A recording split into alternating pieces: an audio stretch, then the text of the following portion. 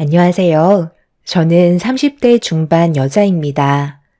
이번에 결혼을 준비하다가 30년 만에 갑자기 찾아온 친생모를 만난 적이 있었는데요. 너무 화가 나고 가슴이 아파 사연을 신청하게 되었습니다. 어느 날 회사에서 퇴근하고 집으로 돌아가려 하는데 앞을 가로막아선 여성 한 분이 저를 바라보면서 할 말이 있다는 듯 천천히 다가오더니 갑자기 제 손을 잡고 눈물을 쏟아내기 시작했어요. 저는 너무 놀라 누구시냐고 물어봤는데 저를 낳아준 친모라는 충격적인 말을 듣게 되었습니다. 너무 갑작스러웠던 상황이라 당황하긴 했었는데 30년 만에 나타난 엄마는 저에게 할 말이 있다며 조용한 곳에서 대화하길 원하고 있었어요. 30년 만에 나타난 친생모와 다시 대면할 수 있을 거라는 상상을 가끔 해본 적은 있었지만 실제로 눈앞에 친생모가 나타나니 어떻게 해야 할지 모르겠더라고요. 잘 지내고 있었니? 내가 너무 늦게 왔지? 그동안 너를 만날 수 없을 정도로 너무 바쁘게 살아오다 보니 세월이 벌써 30년이나 흘러버렸구나. 눈빛을 보니까 나를 기억하지 못하는 것 같은데 네가 워낙 어렸을 때라 그럴 수 있을 거야. 갑자기 찾아와서 많이 놀랐니? 며칠 전부터 너희 회사 앞에서 퇴근하는 모습을 지켜보고 있었는데 그래도 잘 지내고 있는 모습을 보니 엄마도 조금은 안심이 되더구나. 그래도 너를 낳아준 엄마의 얼굴을 한 번은 보고 싶어 할 것 같기도 해서 고민 끝에 너 앞에 나타난 거야.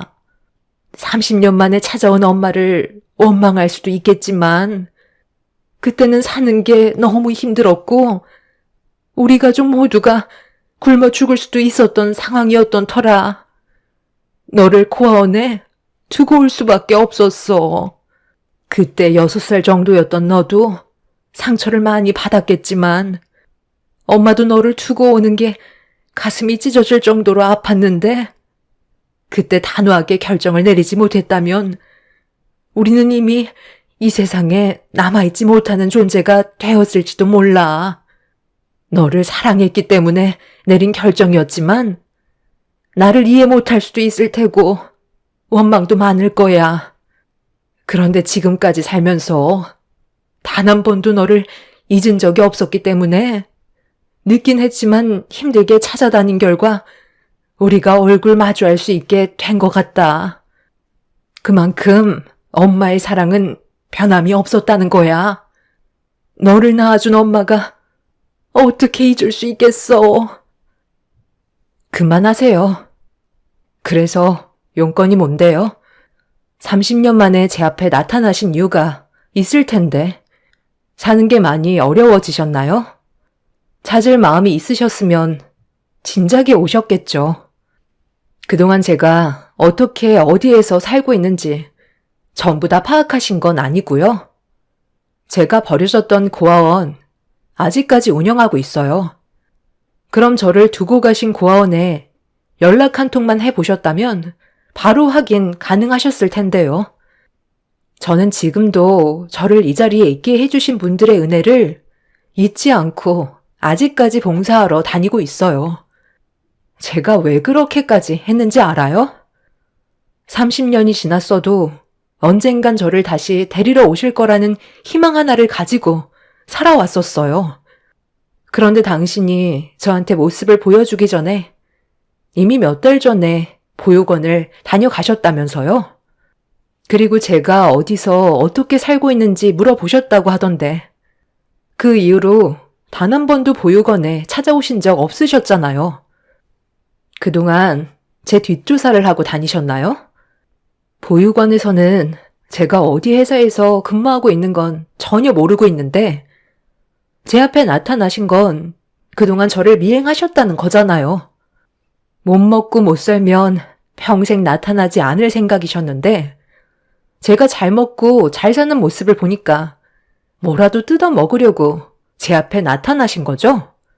저도 지금까지 살아오면서 눈치밥을 몇 년이나 먹었는데 그 정도 하나 눈치 못 챘을까 봐요. 그런 슬픈 얼굴 하지 마세요. 버릴 땐 언제고 이제 와서 엄마라고 찾아오시면 제가 눈물이라도 흘리면서 보고 싶었다는 말을 할 줄 아셨어요? 저는 그동안 살면서 엄마라는 존재를 찾을 생각도 없었고 이미 제 기억 속에선 전부 지워진 상태예요. 키워주신 세월보다 저 혼자 살아간 세월이 훨씬 많은데 이제 와서 대우받으시려는 건 아니죠? 엄마를 닮아서 그런지 눈치 하나는 엄청 빠르네. 그래, 내가 30년 만에 너를 찾아온 이유가 뭐겠니? 내 삶이 힘들어지니까 도움 좀 받을까 해서 찾아왔다. 너를 낳아준 엄마인데 당연히 요구할 수 있는 거 아니야?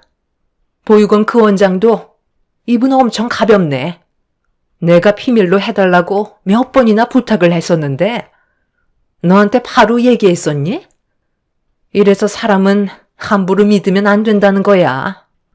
내가 삶이 힘들어지고 돈줄이 말라가다 보니까 돈 넣을 구멍이 어디 있나 찾아보니 30년 전에 너를 두고 온 보육원이 아직까지 운영한다는 걸 알게 되면서 혹시 몰라 찾아가니 네가 아직까지 왕래를 하고 있다는 소식을 들을 수 있었지. 그래서 네가 언제 보육원에 찾아오는지 물어본 다음 그때부터 어떻게 사는지 궁금해서 뒤를 좀 밟아봤다. 그런데 꽤 괜찮은 집안에 입양이 된 것 같더라. 회사도 대기업이고 거기에다가 이번에 결혼까지 한다고 해서 나도 사위 얼굴 좀 보려고 잠깐 병원에 다녀왔었다. 상당히 잘생겼던데? 어른을 대하는 예의도 있고 그 정도면 사윗감으론 합격이더라. 내가 너를 여태껏 끼고 살았으면 이런 삶을 살아갈 수 있었겠니? 그러니 엄마한테 감사해야지. 본심을 드러낸 친모는 저에게 물질적인 걸 요구하려고 찾아오신 거였어요. 삶이 팍팍해졌다고 앞으로 잘 부탁한다며 제가 누리고 있는 삶이 온전하게 유지되고 싶으면 금전적인 보상을 꾸준히 해줘야 할 거라는 충격적인 말을 꺼낸 뒤 자리에서 일어나셨어요. 그리고 책상 위에 메모지 하나를 툭 던지면서 적혀있는 계좌번호로 다음 날까지 1,000,000원을 입금하라는 어이없는 말을 하셨네요. 남은 인생 딸 덕 좀 보면서 편하게 살자는 한마디를 던지셨어요. 제가 원하는 대로 해드리지 않겠다고 하자 엄마는 힘들게 쌓아온 인생이 무너지는 건 한순간이기 때문에 누가 잃을 게 많을지 잘 생각해보고 판단하라는 말을 하셨어요. 30년 만에 갑자기 나타나 저에게 돈을 요구한 친모의 모습이 너무 실망스러웠고 그런 사람의 뱃속에서 태어났다는 게 너무 진저리가 날 정도로 싫었어요. 그동안 저를 미행하면서 제가 어떤 삶을 살고 있는지 전부 훤히 꿰뚫고 있었다는 거에 소름이 돋았고 제 인생을 망치려고 찾아온 친모와의 관계를 어떻게 하면 정리할 수 있을지 많은 고민에 빠져 있었죠. 저 혼자서 해결할 수 있는 문제가 아니라는 판단이 서게 되면서 집에 들어와 부모님께 좀 전에 있었던 일들에 대해 전부 털어놓게 되었고 엄마와 아빠는 친모를 만났다는 것 또한 놀라셨지만 30년 만에 나타난 친모가 금전적으로 요구를 했다는 거에 입을 다물지 못하셨어요. 친모가 정말 여기 계좌에다가 1,000,000원을 입금하라는 말을 했다고? 돈을 주지 않으면 혜인이 네가 살아온 인생을 전부 다 망쳐버리겠대? 그게 너를 낳아준 친모가 할 말이야? 어떻게 그런 사람이 다 있니? 아직 전화번호는 교환 안 했다고 했지? 그럼 다음날 돈이 들어오지 않는다면 분명 회사 앞으로 찾아오겠네. 전화번호는 절대 알려주지 말고 조만간 아빠랑 엄마가 전부 다 해결해 줄 테니까 혜인이 너는 평소처럼 행동하면 돼. 그리고 혹시 모를 일을 대비해야 되니까 예비사이한테 전화해서 이번 주 주말에 밥이나 같이 먹게 집으로 좀 오라고 전해줘라. 그래야 우리가 처한 상황에 대해 미리 대비를 하지. 저희 부모님은 친모가 나타났다는 거에 긴장을 하셨는지 최대한으로 피해를 줄이기 위해 고민을 많이 하고 계셨어요. 부모님께선 숨기지 않고 솔직하게 모든 걸 얘기해줘서 고맙다며 저를 안아주셨죠.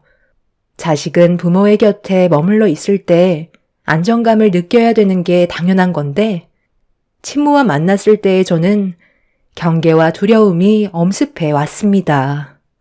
제 인생에서 2번 다시 나타나지 않고 사라지길 간절히 바라고 있었어요. 저는 부모님께서 시키는 대로 다음날 친모한테 1,000만 원을 입금해주지 않았어요. 그리고 예상했던 대로 퇴근 후 제 앞에 친모는 화가 잔뜩 올라온 얼굴로 저를 바라보며 성큼성큼 다가와 제 팔을 붙잡은 뒤 조용한 곳으로 끌고 갔어요. 그리곤 30년 만에 나타난 친모는 제 뺨에 손을 올려붙이려는 신용을 하면서 왜 돈을 입금하지 않았냐고 화를 냈습니다. 내가 어제 뭐라고 그랬지? 인생 말아먹고 싶지 않으면 계좌에 1,000만 원 꽂아 넣으라고 하지 않았어? 그런데 지금 뭐 하는 짓이야? 꼴랑 1,000만 원 때문에 인생 종치고 싶어? 나는 잃을 게 없는 사람이라고 분명 말을 했을 텐데. 지금 당장 계좌로 1,000만 원 입금시켜라. 그렇게 하지 않으면 내가 너희 집으로 찾아가마. 그렇게 하실 필요 없을 것 같은데요. 저희 부모님께서 아까부터 미리 나오셔서 기다리고 계셨거든요. 저기 걸어오시는 거 보이시죠? 여기 말고 다른 곳으로 장소를 옮기시는 게 좋을 것 같네요. 동네 양아치도 아니고 이게 지금 뭐 하는 짓이에요? 제가 혼자 고민하고 있을 줄 알았어요? 설마 도망칠 생각은 아니시죠? 내가 왜 도망을 쳐? 이참에 잘 됐네. 어느 정도 예상은 했었는데 전개가 빨라서 최대한 빨리 해결을 볼 수 있을 것 같다. 이런 걸로 기가 눌렸을 거라 생각하니? 친모는 오히려 저희 부모님께서 찾아오시는 게 속 편하다며 원하는 걸 빨리 얻을 수 있을 것 같다는 말을 하면서 저희 부모님과 얼굴을 대면했습니다. 팽팽한 긴장감 속에 저희 부모님과 친모가 인사를 주고받은 뒤 장소를 옮겨 왜 30년 만에 찾아와 금전적인 요구를 하는지 물어보시며 대화를 이끌어 나가셨어요. 제가 일일이 살아온 세월에 대해 설명할 필요는 없지만 그래도 뭐 대충은 알고 계셔야 말이 통할 것 같으니 설명할게요. 배 아파 낳은 친딸을 보낸다는 게 얼마나 힘들었는지 아세요? 저도 먹고 살려고 그럴 수밖에 없는 선택을 한 것뿐인데 그게 잘못된 건 아니잖아요? 우리 둘이 헤어지지 않았다면 분명 둘 다 무사하지 못했을 거예요. 그때 당시 집안의 가장이란 놈이 저를 버리고 바람을 피웠어요. 뒤늦게 알게 됐지만 이미 늦어버린 상태였고 그놈은 저희 둘을 버리고 잠적을 해버렸습니다. 그때 받았던 배신감은 평생 지울 수 없는 고통이었죠. 그래도 언젠가 다시 돌아올 거라 희망을 버리고 싶지 않았지만 가족을 버리고 떠난 남편놈이 사고로 세상을 떠났다는 소식을 듣게 되었고 이런 제 삶이 너무 원망스러웠는데 하나밖에 없는 딸은 제가 어떤 상태인지도 모르고 계속 배가 고프다며 포치기만 했었어요. 그런데 저를 바라보고 있는 얼굴에서 세상 떠난 남편놈의 얼굴이 자꾸 나타나더라고요.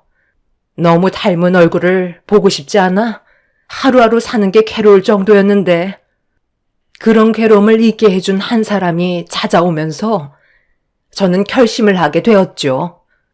저를 사랑해주는 남자와 새 가정을 꾸리기 위해선 우리는 헤어질 수밖에 없는 사이였고, 그때 당시 고아원에 가면 가진 거 없는 엄마의 품보다는 괜찮을 것 같아 보내기로 결심을 하게 된 거였네요. 잠깐의 슬픔은 있었지만 저와 새롭게 시작하게 된 지금의 남편과 평탄히 잘 지내다 보니 미안했던 감정도 금세 사라지더라고요. 그렇게 몇 년 전까지 잘 살아가고 있었는데 저희 남편이 암으로 세상을 떠나면서 돈이 바닥나 삶이 궁핍해져 버렸죠. 그렇게 돈 나올 곳을 찾다가 제가 보육원에 버린 딸이 잘 살아있으면 경제적인 지원이 가능할 것 같다는 판단이 서게 되면서 찾아가게 된 거였고, 저보다 잘 살고 있는 모습들을 확인할 수 있었습니다. 솔직히 그쪽 분들은 돈 1,000만 원 우습게 쓸 정도로 형편이 좋잖아요. 그래서 세상 밖으로 나올 수 있게 만들어준 엄마한테 고마움의 표시로 금전적인 보상을 요구했던 건데 그게 그렇게 잘못된 거예요? 어떻게 침몰하는 사람이 자기 딸을 버린 것도 모자라 30년 만에 찾아와서 돈까지 요구할 수 있는 거죠? 거기에다가 당장 돈을 입금시키지 않으면 인생을 송두리째 망가뜨리겠다는 게 친모가 할 말이 맞는 거예요? 제가 봤을 때 그쪽의 처음 남편이 바람 피우고 도망친 것보다 그쪽이 혜인이를 보육원에 버리고 떠났다는 게 인간으로서 더 못할 짓이라고 생각되는데요. 그쪽도 다른 남자와 눈이 맞아서 자식을 버리고 떠나버린 거잖아요. 혜인이는 아빠한테 버림받고 엄마한테까지 버림받은 존재라고요. 그쪽이 돈을 달라고 요구하는 게 아니라 혜인이가 그쪽한테 대가를 받아야 될 입장이라고요. 결정권도 없었던 딸을 버리고 떠났으면 미안해서라도 30년 만에 만난 딸에게 간이며 쓸개며 오장육부 다 빼줘야 하는 게 당연한 거 아닌가요? 그런데 반대로 돈을 달라고요? 지금 보세요. 얼마나 잘 살고 있어요? 이게 다 누구 덕분인데요? 제가 이런 결정하지 않았다면 삶이 편했겠어요? 지금까지 시궁창 인생 살고 있었겠죠? 모든 건 제 뜻대로 움직였기 때문에 좋은 삶을 누릴 수 있게 된 건데 감사함의 표시로 1,000만 원 입금하라는 게 잘못된 거예요? 저희 입 아프게 이러지 말고 서로 좋게 해결합시다. 일단 1,000만 원 입금 시켜주면 한동안 조용히 지낼 테니 제가 원하는 걸 들어주셨으면 좋겠는데요. 조만간 결혼식까지 올린다면서요. 혜인이의 과거를 굳이 설명해 줄 필요가 없을 테니 이런 상황을 전혀 모르고 있겠죠. 제가 한번 뒤집어 엎으면 둘의 결혼 순탄하게 진행할 수 있을까요? 끝까지 책임을 져야 부모인 거지. 돈 때문에 이제야 찾아온다면 누가 좋아하겠어요? 내 딸한테 가진 게 없는 사람일수록 두려운 게 없다는 말을 했었다면서요? 저희는 가진 게 많기 때문에 소중한 걸 잃지 않기 위해서 수단과 방법을 가리지 않고 그쪽을 막아설 겁니다. 제가 봤을 때 피해는 그쪽이 더 많이 볼 것 같은데요. 괜히 사람 잘못 건드렸다가 더 나락으로 가지 말고 그냥 조용히 살던 곳으로 돌아가시죠. 좋게 얘기하는 것도 오늘이 마지막입니다. 저를 보호해 주시려는 부모님께 너무 감사했었어요. 저를 30년 동안 많은 사랑을 주시며 키워주셨던 분이고 단 한 번도 가족이 아니라고 생각해 본 적 없었기 때문에 제 앞에 친모가 나타나도 전혀 흔들리지 않았습니다. 남보다도 못한 사이가 되어버렸고 조금의 감정도 남아있지 않은 상태라 하루빨리 이런 안 좋은 관계가 정리되고 다시 예전처럼 정상적인 삶을 되찾고 싶은 마음뿐이었어요. 그렇게 저희 부모님과 친모는 한참 동안 날카로운 대화를 주고받으며 팽팽한 긴장감 속에서 친모는 저희 가족의 행복을 뺏으려 들었고 부모님은 친모에게 빼앗기지 않으려 조금도 뒤로 물러나지 않으셨어요. 결국 친모는 아무것도 얻어가지 못한 채 자리에서 일어났고 나중에 후회해도 소용없다면서 이를 갈며 돌아가셨습니다. 아빠는 걱정하지 말라며 저와 엄마를 안심시켜 주셨어요. 저를 입양하시고 지금까지 상당히 많은 사랑을 주신 부모님이 저에겐 든든한 버팀목이었어요. 저 또한 두려울 게 전혀 없었습니다. 그런데 저희가 먼저 친모의 사실을 예비 신랑에게 말을 하기 전에 친모가 먼저 선수를 치게 되면서 저희 가족을 난감하게 만들었어요. 예비 신랑한테 전화가 왔는데 친모라는 분이 찾아왔다며 병원으로 와달라고 하길래 너무 놀란 저는 예비 신랑이 일을 하는 곳으로 급하게 달려가 둘이 휴게실에 앉아있는 모습을 보게 되었죠. 왔니? 사이가 너무 예의가 바르네. 우리 딸이 남자 하나는 제대로 물었는데 그런데 사위는 내가 너를 낳아준 친엄마라는 사실을 전혀 모르고 있던데? 이렇게까지 해야 되겠어요? 친모라면서 제가 행복해지는 것보다 불행해지는 걸 바라시는 거예요? 왜 이렇게까지 해야 되는 거죠? 여기는 이 사람이 일하는 곳이니까 당장 나가주세요. 이런다고 달라질 게 있을 줄 알아요? 형욱 씨, 나랑 잠깐 따로 얘기 좀 해. 내가 어떤 상황인지 전부 설명할게.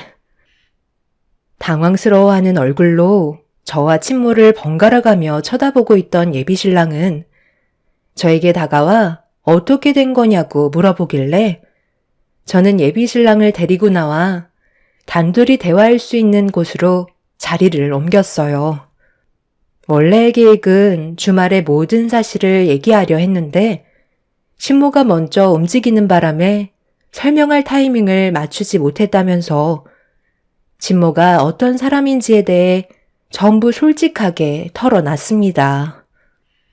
예비 신랑은 저에게 친모가 있었다는 사실과 보육원에서 입양이 되었다는 과거의 삶에 대해 충격을 받기보다 제가 친모에게 버림을 받았다는 거에 마음을 아파했고 예비 신랑 또한 친모를 향한 분노가 차오르고 있었죠.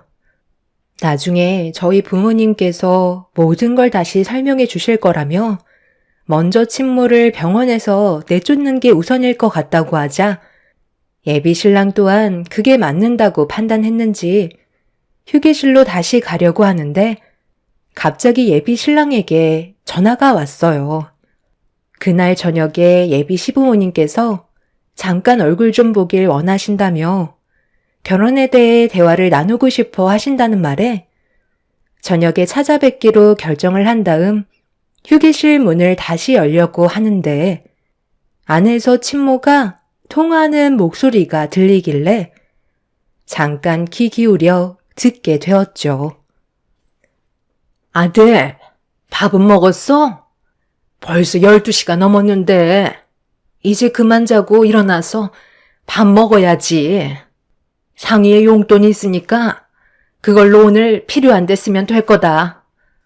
엄마는 지금 일하러 나왔지. 요즘 돈벌이가 쉽지가 않네. 면접 일정이 잡혔다고? 그거 정말 잘 됐다. 그래, 너도 이제 엄마한테 효도 한번 해봐라. 엄마도 나이를 먹어서 그런가. 밖에서 돈 버는 게 쉽지가 않아. 우리 아들도 결혼 준비는 잘 되어가고 있어? 돈? 돈이 없어서 결혼은 물 건너가게 생겼다고? 그건 걱정하지 마라. 엄마가 누구야? 돈은 엄마가 알아서 준비할 테니까 걱정하지 마. 우리 아들 면접 날도 잡혔다니까 저녁에 삼겹살에 소주 한잔 할까? 당연히 합격할 수 있지.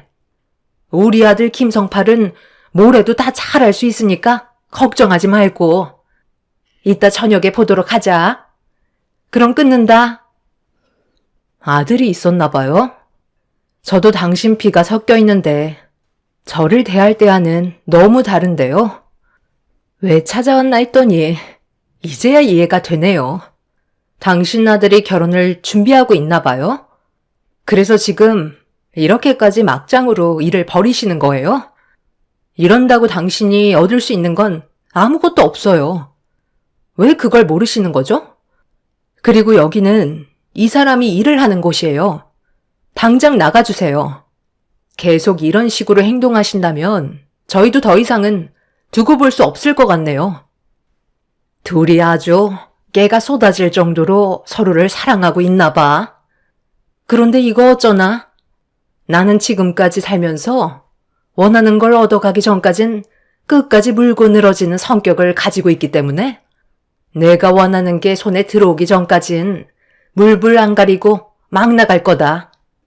내가 통하는 걸 다 들었나 본데 내 아들이 결혼 문제 때문에 상당히 어려움을 겪고 있거든. 아, 너 동생이기도 하지? 자식이 원하는 걸 이루어주는 게 엄마의 역할 아니겠어? 내가 저번에 둘이 미행하면서 혼담을 나누는 걸 듣게 됐는데 결혼이 얼마 남지 않았더라고. 한 번뿐인 결혼식 망치고 싶지 않다면 내가 원하는 조건을 들어주는 게 좋을 거야.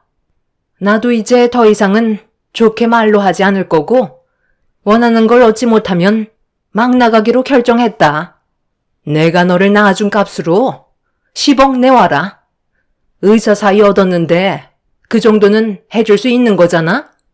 사이가 의사인데 10억 정도야 껌값 아니야?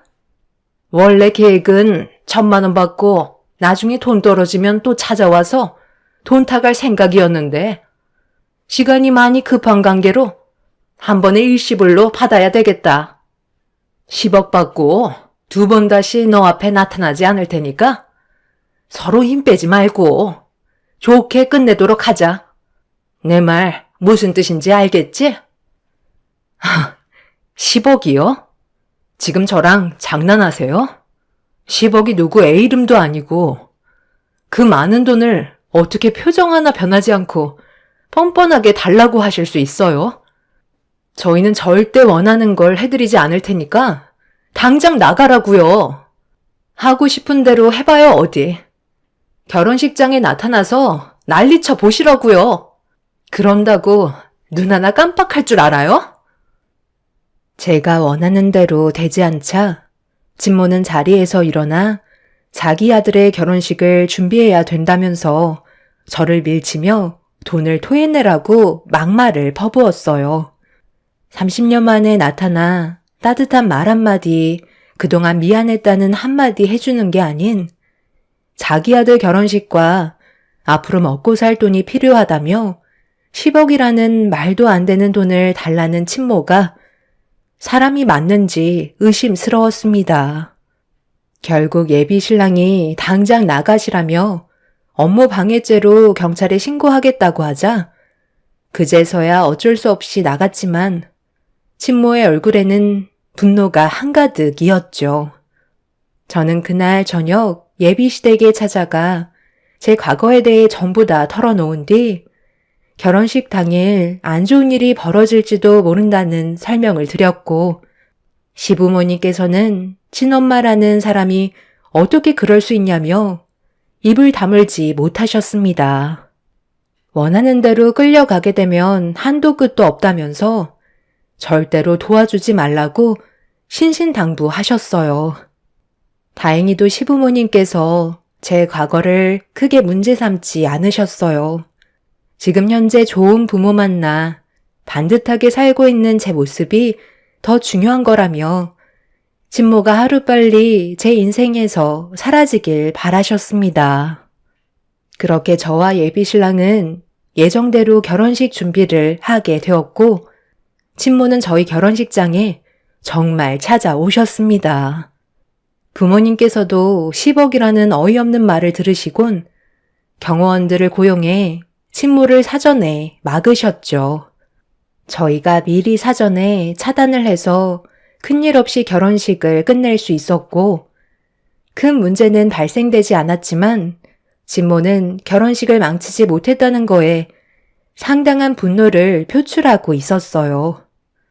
그날 이후 한동안 저희 앞에 나타나지 않았던 친모가 어느 날 아빠의 회사 앞에 나타났다는 전화를 엄마한테 받게 되었는데 알고 보니 친모의 아들이 아빠 회사에 면접을 보기로 일정이 잡혀 있었던 것 같았어요. 친모의 아들이라는 걸 전혀 알지 못한 상태에서 친모가 자기 아들한테 면접을 합격할 수 있을 거라며 격려를 해주고 있던 그 모습이 엄마의 눈에 들어왔던 거죠. 친모의 아들이라는 걸 알게 된 엄마는 면접은 힘들 것 같다는 말을 꺼내게 되면서 안 좋은 상황으로 흘러가게 되었다는 말을 들을 수 있었어요. 저는 회사에 사정을 얘기한 뒤 아빠의 회사로 급하게 찾아갔는데 그곳에 친모가 왜 안 되냐며 소리를 지르고 있었어요. 왜 안 된다는 거야? 내 아들 성팔이가 여기에 면접을 보기로 했는데 왜 들어갈 수 없는 거냐고. 부족한 거 하나 없는데 면접은 보게 해줘야 할 거 아니야? 당연한 거잖아요. 그쪽이 저희 집안에 어떤 짓을 벌였는지 충분히 겪었는데 그쪽 아드님을 저희 남편 회사에서 일을 하게 만들라고요? 그럼 제 딸과 계속해서 엮이게 될 테고 안 좋은 일들이 겹칠 텐데 그걸 감수하면서까지 면접을 볼 수 있게 할 수는 없죠. 면접관이 누군 줄 아세요? 저희 남편이라고요. 회사에 유능한 인재를 뽑기 위해 저희 면접만큼은 저희 남편이 직접적으로 나서는데 그쪽 아드님이 아무리 유능한 인재라 해도 제 딸에게 했던 행동들에 대해 문제가 많았기 때문에 제가 미리 차단을 하는 겁니다. 저희 남편도 그쪽 아드님과의 면접은 취소했어요. 그러니 이제 두 분은 돌아가 주세요. 내 아들 김성팔이가 얼마나 머리가 똑똑하고 유능한 인재인데 그걸 나랑 엮는 건 잘못된 거지. 내 아들이 이 회사에 들어가려고 얼마나 많은 노력과 준비를 했는지 알아? 내가 그동안 쏟아부은 시간이 얼마인데. 당장 면접 보게 해주고 내일부터 일을 할 수 있게 만들어줘. 그렇게 하지 않으면 혜인이 인생 평생 동안 못 살게 굴 거야. 내가 받은 만큼 전부 다 되돌려 줄 거라고. 가진 것도 많은 것들이. 내 아들이 먹고 살 정도 해달라는 건데 그게 잘못됐어? 처음부터 접근하는 방식이 잘못됐잖아요. 그쪽 아들 결혼한다고 10억을 갈취하려고 했으면서 어떻게 좋은 관계로 발전해 나갈 수 있다고 생각하는 거죠? 엄마, 이게 다 무슨 말이야? 그럼 내가 이 회사에 들어가지 못하는 게 전부 엄마가 한 행동 때문에 이렇게 됐다는 거야? 아니 어떻게 내 인생을 무너뜨릴 수 있어? 돈 벌고 있다면서 다른 사람의 돈을 빼앗으려 했던 거야? 이 회사에 합격만 하면 결혼하는 건 그게 문제가 없었던 거였다고. 진모는 자기 아들이 화를 내며 진모한테 원망을 하자 아빠의 회사에서 일을 할 수 있게 해달라며 갑자기 무릎을 꿇었어요. 자기 아들의 인생은 망치지 말아달라며 친모와는 별개로 생각해달라고 했지만 아빠는 친모의 아들과의 면접을 거절한 상태셨습니다. 친모도 아들이 면접 보는 회사가 저희 아빠 회사인 줄은 전혀 모르고 있었는지 땅을 치며 눈물을 쏟아냈고 친모의 아들은 그런 엄마가 너무 창피하고 한심스럽다면서 그 자리에서 주저앉아 눈물을 쏟아내고 있었습니다. 자기가 사랑하는 여자와의 결혼도 물거품이 되어버렸다며 자기 엄마의 옷깃을 잡으며 흔들어대고 있었어요. 진모는 자기 아들한테 미안하다고 알아서 다 해결하겠다고 했지만 친모의 아들은 결혼을 올리지 못하면 절대 얼굴을 안 보겠다며 친모를 뿌리치고 그 자리를 벗어나 버렸습니다. 친모는 아들을 위해 돈을 마련하려던 것뿐이라며 저에게 처음으로 미안하다는 말을 건네셨어요. 하지만 저는 30년 만에 나타난 친모한테 너무 큰 실망을 해서 더 이상 아무 말도 하지 않고 충격을 받아 비틀거리는 엄마를 모시고 회사 안으로 들어갔어요.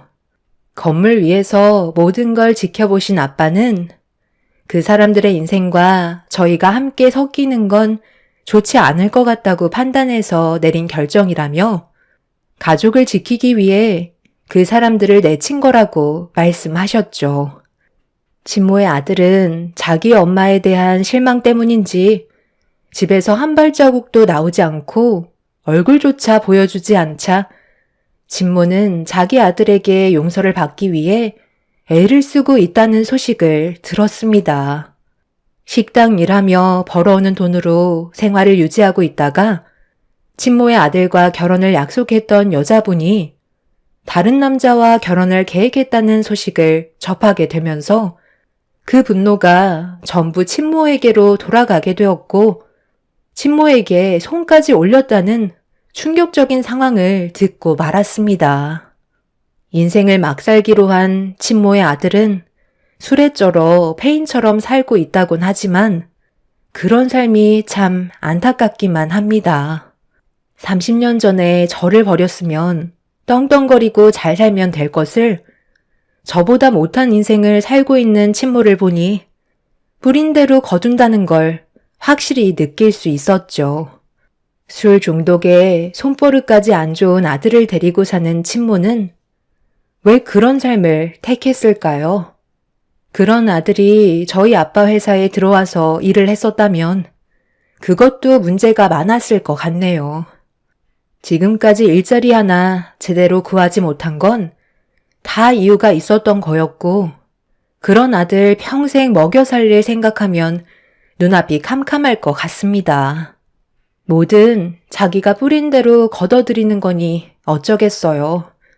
저는 좋은 부모님과 멋진 남편을 만나 행복하게 살아가고 있지만 친모는 저를 버린 대가를 받고 있는 중입니다. 어제 저녁에 모르는 번호로 전화가 오길래 받아봤는데 제가 누구시냐는 말 한마디 꺼내자 흐느끼며 눈물을 흘리시는 목소리가 들려왔어요. 제가 친모의 전화를 받지 않자 다른 번호로 전화를 한 거였죠. 자기의 인생을 한탄하며 돈 좀 달라며 애언을 하셨습니다. 아들놈이 돈을 구해오지 않으면 또다시 손을 올릴지도 모른다면서 도와달라며 사정을 하시더군요. 하지만 저는 친모의 말을 더 이상 듣지 않고 전화를 끊어 버렸습니다. 버릴 땐 언제고 이제 와서 낳아준 엄마라는 이유 하나만으로 찾아와 돈을 요구한다는 게 너무 화가 치밀어 올랐어요. 왜 가장 극단적인 상황이 와야 그제서야 후회를 하고 가족에 대한 소중함을 느끼는 걸까요? 친모는 저를 버렸을 때 그때의 선택에 대한 잘못을 평생 가지고 살아가셨으면 좋겠습니다. 제 사연을 들어주신 분들, 오늘 하루 가족들과 웃으며 행복한 시간을 만들어 가시길 바랍니다. 감사합니다. 안녕하세요. 저는 가평에 살고 있는 40대 중반 여자입니다. 한참을 고민하다가 사연을 신청하게 된 이유는 시댁 집안 식구들에 대해 얘기 좀 해볼까 해서 이렇게 글을 쓰게 되었네요. 이번 설 명절에 일어난 사건이라 남편도 아직까지 후유증이 남아있는지 그때의 충격적인 상황들을 받아들이기 힘들어하고 있네요. 작년에 시댁과 한바탕 한 적이 있었는데요. 그 이유는 시모와 형님들이 시댁에 들어와서 함께 살길 원하셨지만 저는 그렇게 할 수 없다고 하자 이 문제가 걷잡을 수 없을 정도로 엄청난 파장을 불러일으키게 되었죠. 제 위로 2명의 형님이 계신데 두 형님은 시모가 원하시는 대로 시댁에서 살고 있거든요. 그러다 보니 자연스럽게 불만이 쏟아져 나오다 보니 시모는 이참에 확실히 짚고 넘어가려 하셨는지 더 큰 목소리로 압박을 가하셨네요. 두 형님이 시댁에서 함께 지내고 있으니 저 또한 그렇게 해야 된다는 건 너무 억지스러워 보였어요. 결혼 초에도 시댁에서 사는 건 힘들 것 같다고 했었는데 그때는 제가 원하는 대로 하라며 크게 문제 삼지 않으셨지만 시간이 지나면서 두 형님들이 시모에게 지속적으로 막내 며느리 편의만 봐준다고 똑같은 조건으로 대해주길 원했었죠. 어머님, 이건 너무한 거 아니에요? 막내 동서만 따로 분가해서 사는 건 너무하잖아요. 때만 되면 자잘한 건 저희가 다 준비해야 되고, 저도 분가하고 싶어요. 맞아요. 저희한테는 결혼 초부터 들어와서 살아야 한다고 조건을 다셨으면서 왜 막내 동서는 하고 싶은 대로 놔주시는 거죠? 막내 서방님 때문에 그래요? 애들이 같이 살길 원하지 않는데 나보고 어쩌란 거냐? 너희들은 내가 같이 지내길 원한다고 하니까 그렇게 하겠다며. 그런데 왜 이제 와서 그런 불만들을 털어놓는 거야? 너희들은 우리 집안 재산을 탐내고 들어온 거 아니야? 쟤들은 받고 싶지 않다고 애초부터 확실하게 짚고 넘어갔는데 이제 와서 말을 바꾸면 그동안 살아왔던 환경을 한꺼번에 바꿔야 하잖아. 네가 좀 얘기해봐라. 내가 들어와서 살라고 하면 그렇게 할 거니? 이제 이런 말 듣는 건 나도 지겹다. 저는 지금의 생활을 정리하고 어머님 댁으로 들어와서 다시 시작하기에는 많은 어려움이 있을 것 같아요. 형님들이야 결혼을 하고 바로 어머님 댁에 들어와 살았지만 저는 아니잖아요. 지금 살고 있는 집과 많은 짐들을 어떻게 전부 처분하고 들어올 수 있겠어요. 결혼 생활 벌써 15년이 넘었다고요. 그리고 형님들은 아버님, 어머님께서 한평생 모으신 재산 나눠받기로 하지 않으셨나요? 저희 부부는 그런 욕심 없기 때문에 받지 않는 조건으로 들어오지 않겠다는 건데 제가 왜 욕을 먹어야 하는 거죠? 하라는 대로 무조건 제가 움직일 필요는 없는 거잖아요. 지금도 어머님 댁에 식구들이 많아서 항상 비좁은 상태인데 저희까지 들어오면 발 디딜 틈도 없을걸요? 그리고 저희 엄마를 보살펴 드려야 하는 것도 잘 알고 계시잖아요. 제가 지금까지 시댁 행사 걸은 적 있었나요? 때 되면 그래도 새벽같이 와서 제 선에서 할 수 있는 건 최선을 다해왔는데 형님들은 매일 집안 살림하는 것 때문에 불만을 가지시는 거잖아요. 제 말 틀렸나요? 어머님, 정말 웃기지 않아요? 시댁에 들어와서 어머님 모시는 건 싫으면서 자기는 서방님 데리고 자기 엄마 모시고 있는 거잖아요. 너무 이기적인 것 같아요. 그만들 해라. 그건 다 사정이 있어서 그런 거잖아. 됐다. 이제 그만해라. 쟤들은 지금의 상황에서 변화를 줄 수는 없을 것 같다. 그런데 너희들은 나랑 사는 게 그렇게 싫은 거니? 처음부터 싫으면 싫다고 확실하게 얘기한 것도 아니잖아. 지금도 늦지 않았다. 너희들이 원하면 분가해도 되니까 하고 싶은 대로 해라. 그렇게 되면 저희한테 주실 재산은요? 그럼 그건 막내 동서네와 나눠야 하는 거잖아요. 제가 이 집에 들어와 산 세월이 몇 년인데 그 시간 아까워서라도 버티고 살 거거든요.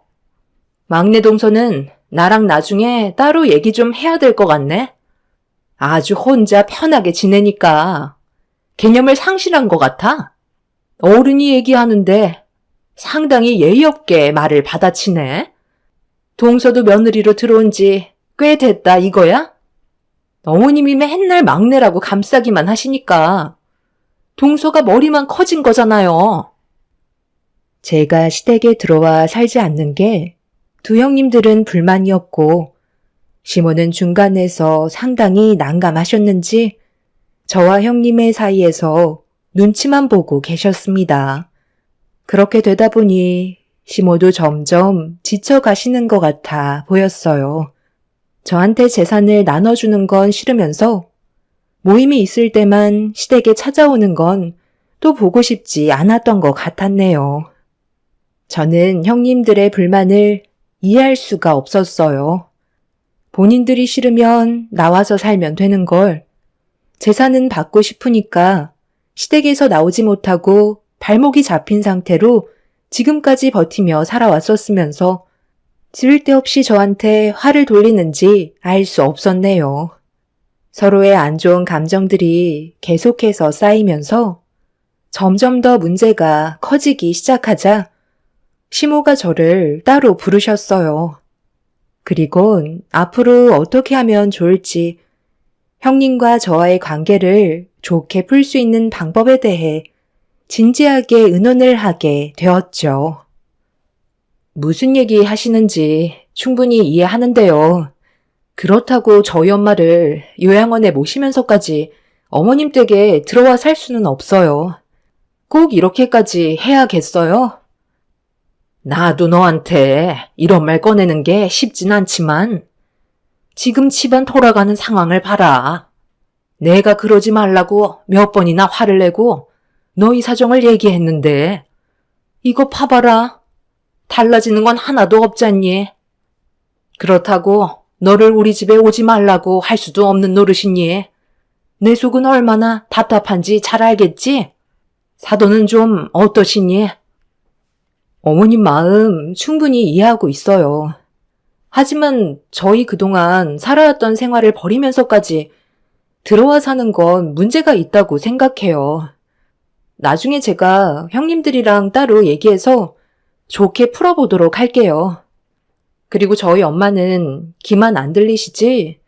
아직 건강 상태는 양호하신 편이세요. 그럼 저는 형님들 일손 도우러 나가볼게요. 시모와 대화를 나누고 있는데도 두 형님들은 계속해서 투덜거리는 목소리가 밖에까지 들려오고 있었어요.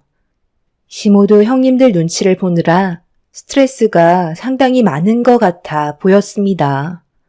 그렇게 주방에서 저에 대한 불만을 표현하면서 저녁 식사를 준비 중이었던 형님들 사이로 저도 일손을 거들었는데 형님들이 저와 할 말이 있다며 음식을 준비하다 말고 밖으로 불렀고 좋게 대화로 풀어나가려 했지만 형님들의 압박은 결국 제 성격을 건들고 말았습니다.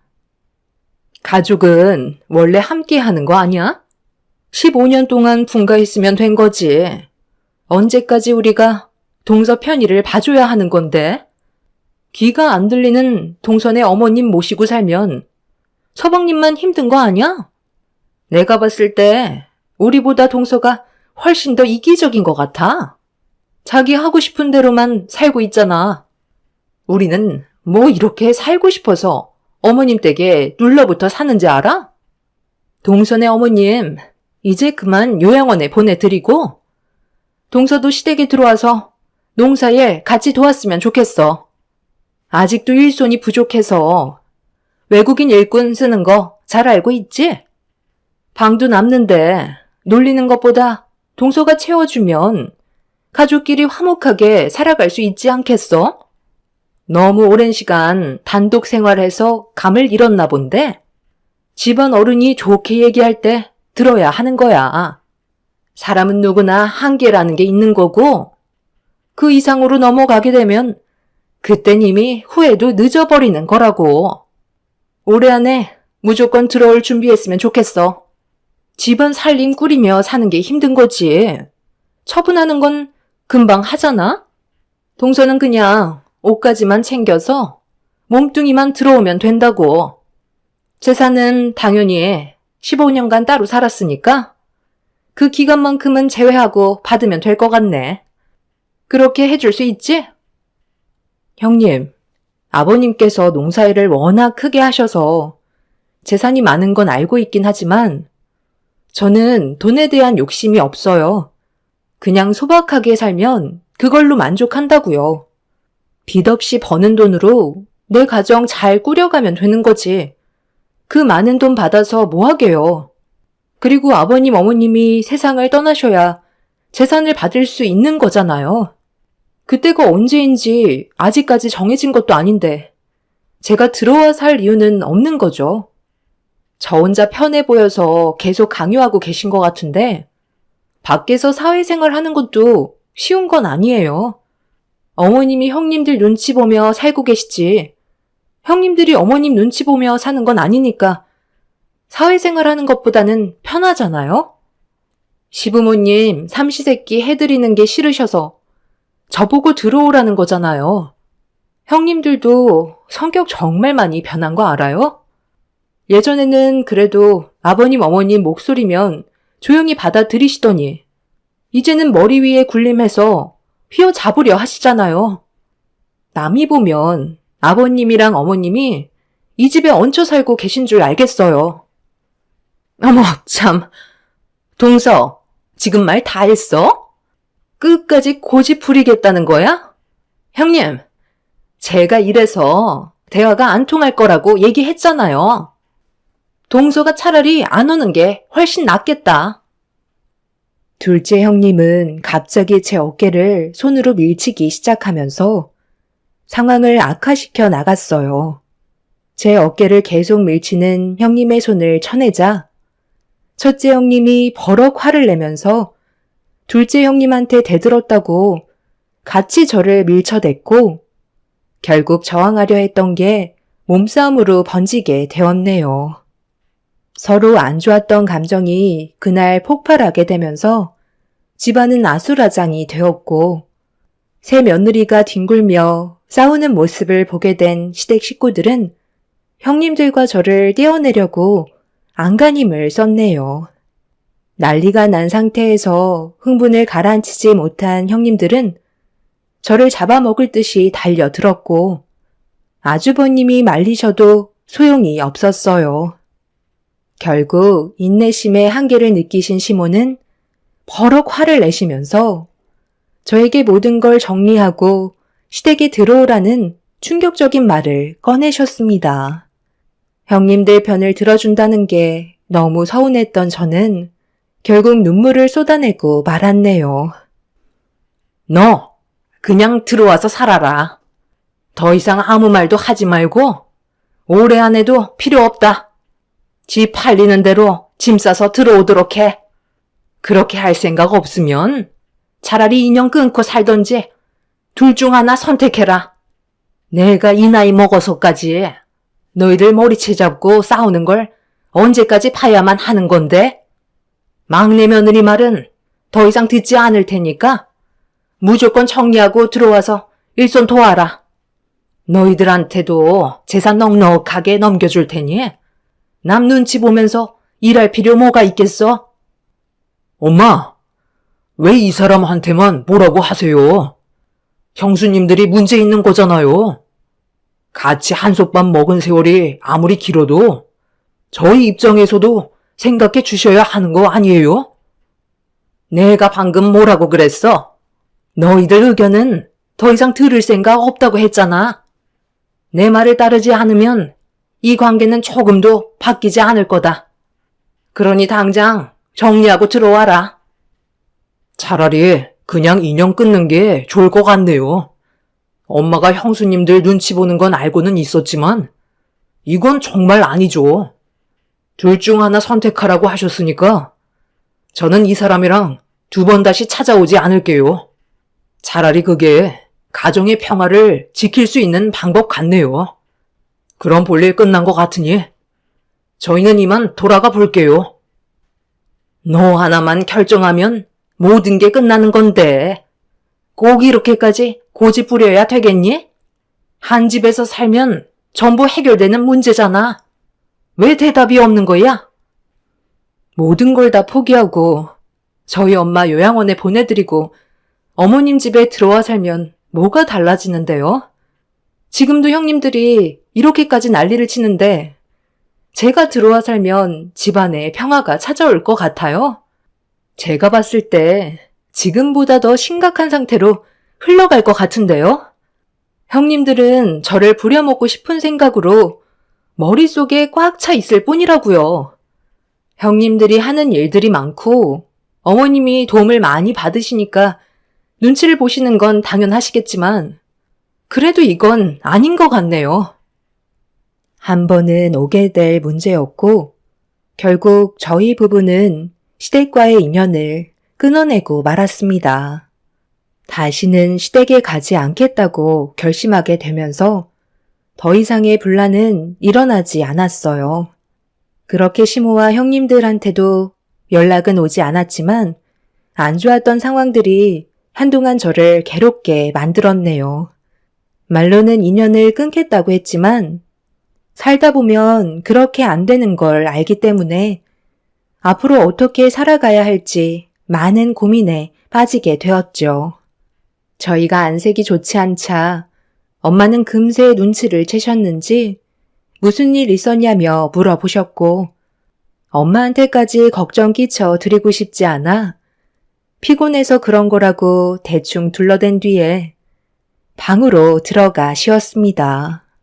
너무 서러웠던 기억들이 자꾸만 떠올라 제 눈시울을 붉혔고 시간이 지나면 언젠가 좋게 해결할 수 있는 방법을 찾을 수 있을 거라 생각하며 이겨낼 수밖에 없었어요. 그렇게 한참 동안 서로의 연락을 끊은 채 살아가고 있었는데 어느 날 시모가 저희 집에 찾아오셨어요. 저는 무슨 이유 때문인지 대충 알 수 있었죠. 잘 지내고 있었니? 그때는 서로의 감정이 너무 격해지는 바람에 나도 흥분을 가라앉히지 못해 막내 며느리 너한테 말을 함부로 했던 것 같다. 그 점에 대해서는 내가 미안하게 생각한다. 왜 왔는지 대충 짐작은 갔지? 곧 설 명절이 다가오는데 그 전에 풀 건 풀어야 하지 않겠니? 말로는 인연을 끊어내겠다곤 했지만 그게 쉬운 게 아니라는 건 너도 잘 알잖아. 다들 그때는 너무 흥분했었다고 미안해하고 있다. 그러니 다시 돌아와서 잘 풀어보도록 하자. 너 가고 나서 내가 한참 동안 첫째랑 둘째 며느리한테 엄청 뭐라고 그랬어. 그리고 계속 이런 식으로 하면 재산이고 뭐고 국물도 없을 줄 알라고 하니까 그제서야 입 꾹 닫고 잘못을 인정하더라. 마지막으로 한 번만 더 이런 일이 생긴다면 걔들도 내 집에서 싹 다 쳐낼 생각이니까 너도 서운했던 건 싹 다 잊고 좋은 방향 쪽으로 해결을 보도록 하자. 시애미 부탁 들어줄 수 있는 거지?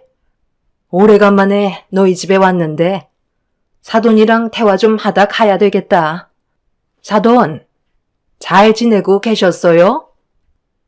시모는 설 명절에 저희 부부와 엄마가 시댁에 함께 와주길 바라고 계셨어요. 하지만 저는 시모의 물음에 바로 답을 해드릴 수가 없었습니다. 아직 퇴근하지 않은 남편과 진지하게 대화를 해본 뒤에 답을 드리겠다며 최대한 신중하게 결정하려고 했네요. 그만큼 두 형님들이 가지고 있는 생각을 제가 알지 못하기 때문에 모든 게 조심스러웠어요. 시모는 저에게 종이 한 장을 건네받아 저희 엄마와 대화를 주고받으셨고 엄마는 저를 잘 좀 부탁한다는 말을 반복하셨습니다. 귀는 들리지 않으시지만 어떤 분위기였는지는 대충 알고 계신 듯 보였어요. 아빠가 몇 년 전에 암으로 세상을 떠나시기 전에는 항상 옆에서 엄마를 돌봐주시고 두 분이 의지하며 잘 지내셨는데 세상을 떠나시고 나서 홀로 되신 엄마가 충격을 많이 받으셨고 생활에 적응을 못하셔서 여동생과 상의 끝에 번갈아 가며 엄마를 모시기로 결정을 한 상태였어요. 남편이 저희 엄마가 어느 정도의 안정을 찾으실 때까지 함께 지내는 게 좋을 것 같다고 해서 먼저 저희가 모시기로 결정하게 된 거였죠. 불과 엄마를 모신 지 1년도 채 되지 않았었어요. 그런데 시댁에선 그런 꼴도 용납을 하지 않았던 거였죠. 그렇게 잠깐 동안 시모는 저희 엄마와 대화를 주고받다 보니 어느새 남편이 퇴근해서 집에 들어왔고 엄마와 대화를 나누고 계신 시모를 보자마자 얼굴이 굳어져 낮게 깔린 목소리로 기분이 좋지 않다는 걸 표현하고 있었습니다. 저는 남편한테 다가가 시모와 나눴던 대화에 대해 대충 알려주었고 시모는 좋은 쪽으로 해결하는 게 좋지 않겠냐며 안 좋았던 일들에 대해서는 사과를 하셨습니다. 남편도 어느 정도의 시간이 지나서 그런지 침착함을 유지한 채 한참 동안 시모와 대화를 주고받았지만 문제는 형님들이 어떤 생각을 가지고 있을지 그걸 제일 걱정하고 있었어요. 시모는 안 좋은 일이 또다시 생긴다면 그땐 전부 다 내쫓을 거라고 확답을 주셨습니다.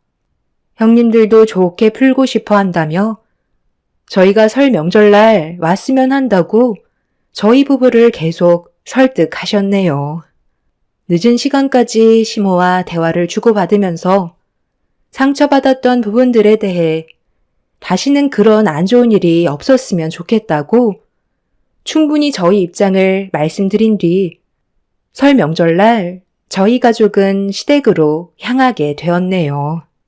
다들 웃는 얼굴로 반겨주셨지만 서로가 받았던 상처들 때문에 그런지 조심하려는 행동들 때문에 조금은 어색했어요. 그렇게 별일 없이 설 명절을 보내고 있었지만 형님들과 한바탕 했던 기억 때문인지 제 몸은 여전히 긴장을 하고 있었죠.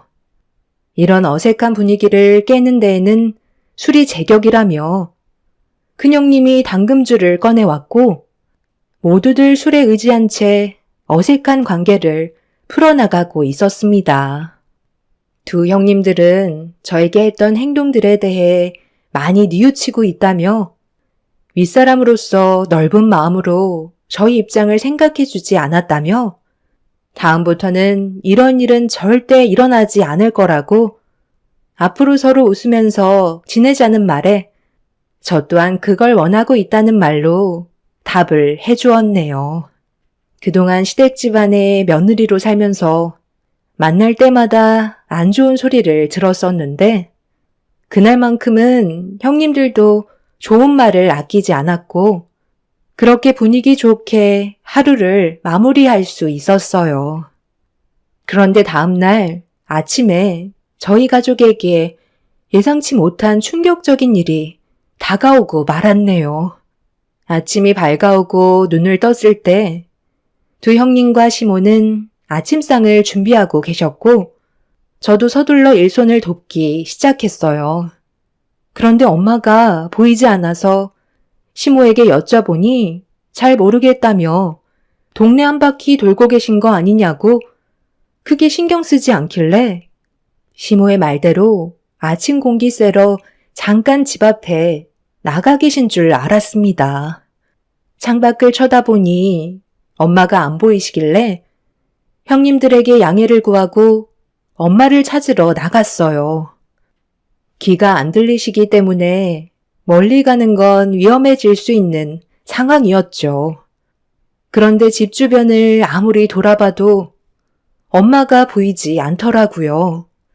전화를 해봤지만 역시나 받지 않으셔서 저는 점점 불안해지고 있었죠. 결국 다시 집으로 돌아와 남편한테도 도움을 요청했고 그렇게 동네 한 바퀴 돌며 엄마를 찾고 있는데 남편이 저를 급하게 부르며 빨리 구급차를 부르라고 도움을 요청했어요.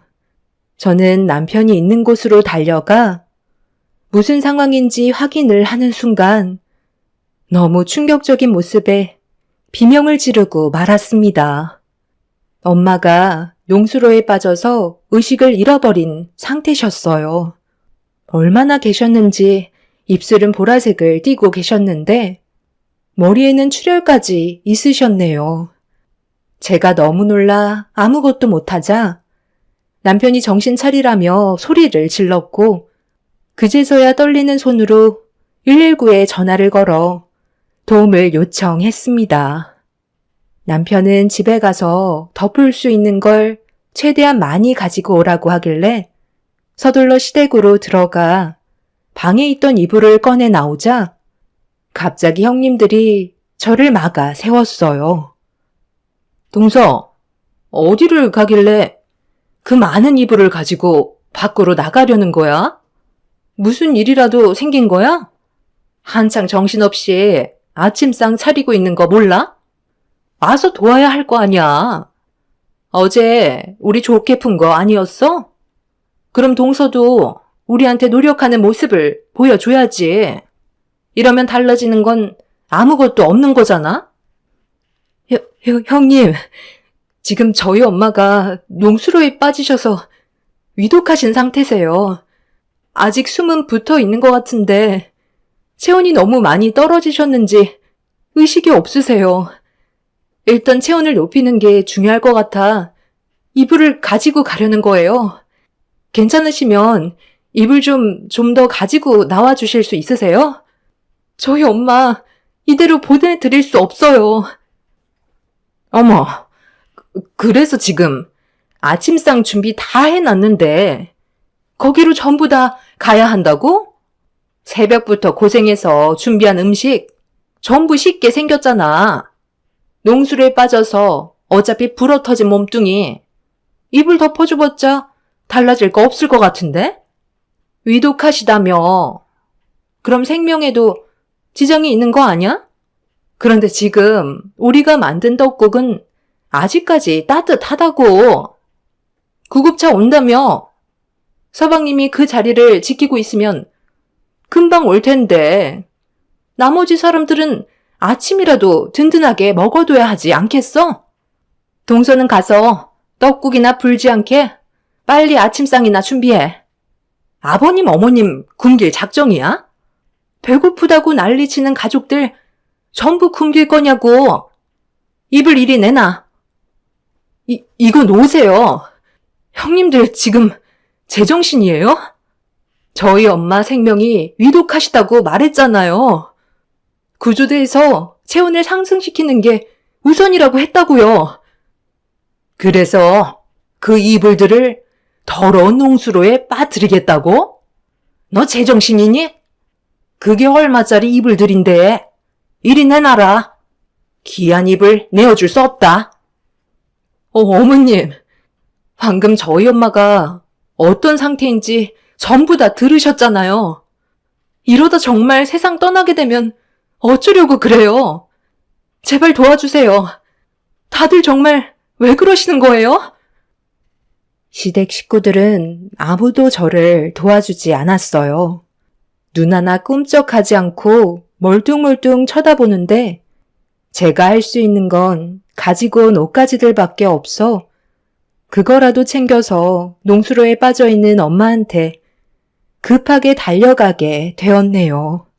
남편은 속옷만 입은 채 자기가 입고 있던 옷을 전부 다 저희 엄마한테 덮어드린 뒤 사지를 주물러 주며 체온을 높여주기 위해 안간힘을 쓰고 있었어요. 남편은 제가 가지고 온 옷가지들을 보고 화를 내며 왜 이불은 안 가지고 왔냐고 뭐라고 하자 좀 전에 있었던 상황에 대해 설명을 하게 되었습니다. 남편은 추위에 온몸을 떨면서 정신 나간 사람들이라고 제가 가지고 온 옷가지들로 엄마의 몸을 덮어드렸고 그 사이 구조대가 도착을 해서 엄마를 응급실로 보낼 수 있었어요.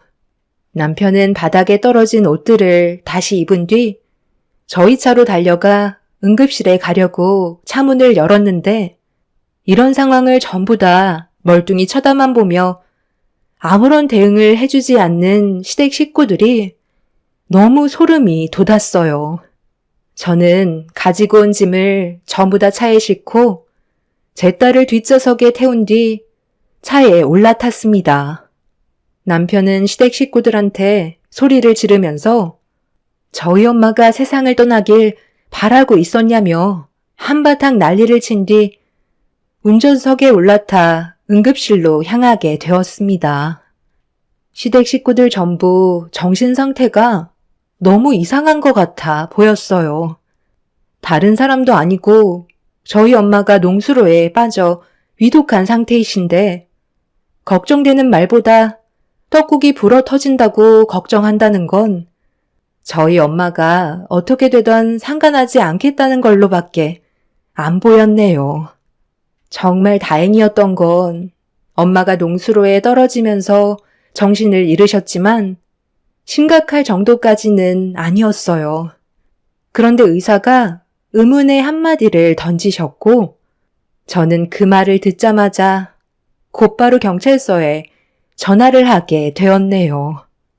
엄마가 발을 헛디뎌 농수로에 빠진 게 아닌 교통사고가 난 것 같다는 충격적인 말이었어요. 제가 자고 있는 사이에 어떤 일이 벌어졌는지 모르는 상황이라 너무 답답했었고 조사를 나온 경찰분들께 어떤 사고였는지 설명을 드린 다음 횡손이범을 찾아달라고 간절히 부탁했습니다. 경찰분들은 수사를 위해 시댁으로 향하는 사이 남편과 저는 엄마가 깨어나길 간절히 바라고 있었습니다. 엄마가 모든 사실을 알고 있을 것만 같았어요. 그렇게 어느 정도 시간이 지나고 엄마가 정신을 차리셨는지 천천히 손가락을 움직이시는 모습을 확인할 수 있었네요. 남편과 저는 깨어난 엄마를 보며 흥분해선 어떻게 된 거냐고 수화로 급하게 여쭤보자 엄마는 팔을 들어 수화를 하기 힘드셨는지 종이와 펜을 요구하셨어요. 저는 급하게 건네드렸고 엄마는 힘겹게 무언가를 작성하신 뒤 남편한테 건네주셨습니다. 남편은 엄마가 작성하신 편지의 내용을 확인하자마자 손을 덜덜 떨면서 분노를 삭히지 못한 채 시댁으로 가야겠다며 저에게 편지의 내용을 보여주었고 엄마가 작성한 내용을 보자마자 경악을 하고 말았네요. 그렇게 저희 부부는 서둘러 시댁을 찾아가 조사를 받고 있는 시댁 식구들 앞으로 걸어갔습니다. 저희를 본 시댁 식구들의 안색은 상당히 안 좋아졌고 남편은 엄마의 친필 편지를 들고 시모와 두 형님을 범인으로 지목했네요. 엄마가 작성하신 편지의 내용에는 아침 공기를 마시려고 잠깐 외출한 사이 뒤에서 어떤 차량이 엄마를 들이받쳤고 차에서 내려 엄마의 몸 상태를 살핀 사람은 다름 아닌 두 형님과 시모였어요. 시모와 두 형님이 엄마를 보면서 했던 말은 기머거리 엄마 때문에 이런 불화가 생겼다면서 존재 자체가 사라지길 바라는 마음에 트럭으로 사고를 유발해 농수로에 빠뜨린 거였다고 종이에 자신들이 하고 싶은 말을 적어 보여줬었다는 충격적인 내용이 담긴 편지였죠.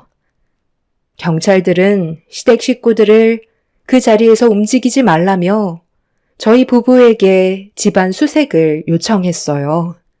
수색 영장 없이는 함부로 남의 집에 들어갈 수 없는 상황이라 저희가 집안을 뒤졌고 잠시 뒤 쓰레기통을 뒤진 남편이 구겨진 한 장의 종이를 펼쳐보게 되면서 집안은 난리가 나고 말았네요. 저희 엄마가 작성하셨던 편지의 내용이 전부 다 사실이었던 겁니다. 결국 시모와 두 형님은 경찰서로 연행이 되었고 자신들의 행동에 대해 전부 자백을 하게 되었네요. 시모와 두 형님은 아침상을 보기 위해 트럭을 타고 잠깐 마트에 들렀었는데 집에 들어오는 도중에 농수로 옆에서 저희 엄마가 아침 공기를 마시며 걷고 계신 모습을 보고 형님은 저희 엄마만 없었어도 저희 부부를 시댁으로 들여와 농사일을 시킬 수 있었을 거라면서 갑자기 분노했고 그 말에 동조한 둘째 형님도 저희 엄마를 보며 큰형님을 부추기며 화를 돋갔습니다. 그러자 시모는 이런 모든 상황들이 전부 다 저희 엄마 때문에 그런 거라고 탓을 돌리게 되면서 분노를 참지 못한 첫째 형님이 결국 사고를 유발했던 거였네요. 너무 충격적인 일을 저지른 세 사람은 절대로 용서받지 못할 행동들 때문에 법적인 처벌을 면할 수 없었습니다. 그렇게 시댁 집안은 한순간에 무너져 내려버렸고 그날 이후 2번 다시 시댁에 찾아가는 일은 없었네요. 현재 시모와 두 형님은 교도소에 있는 상태입니다. 물론 계획적 사건이 아닌 충동적 사건으로 판결이나 형량이 좀 줄어들긴 했지만 자신들이 선택한 행동에 대해서는 책임을 져야겠죠. 시부는 이런 충격적인 사실들 때문에 하시던 농사일을 전부 다 정리하고 저희 엄마한테 죄송하다며 재산의 일부를 보상금으로 주셨지만 마음이 좋지는 않네요. 집안의 가장들인 사람들이 하나같이 눈치만 보다가 사고가 터지고 나서야 저러는 모습 너무 꼴보기 싫었습니다. 시부와 아주버님들 또한 똑같이 잘못이 있다고 생각합니다. 앞으론 절대 만날 일이 없었으면 좋겠어요. 너무 큰 상처이고 기억하고 싶지 않은 순간들이었지만 그 사람들의 행동들을 여러분들께 알려드리고 싶었습니다. 저도 하루빨리 과거에 있던 안 좋은 기억들을 전부 털어버리고 앞으로 있을 날들만 생각하고 싶네요. 제 사연 들어주신 분들 감사합니다. 안녕하세요. 저는 40대 초반 여자입니다. 살면서 이런 서러움은 처음 느껴본지라 도저히 참을 수 없어 사연을 신청하게 되었습니다. 이런 사람과 결혼을 10년 동안 유지했던 건 아이들 때문이긴 하지만 끝까지 더 이상은 버티지 못하고 끝내 그 사람과 정리를 준비하고 있는 중입니다. 처음부터 남편과의 사이가 안 좋았던 건 아니었어요. 결혼 5년차 때 약간의 다툼이 있었는데 그게 지금까지 화를 키우게 된 거였죠. 제가 쌍둥이를 낳아서 한창 정신없이 바쁠 때 시댁에 소홀했던 적이 있었어요. 기본적으로 신경 써드려야 할 몇 가지를 해드리지 못했고 그로 인해 시부모의 불만이 남편에게로 향하게 되었죠.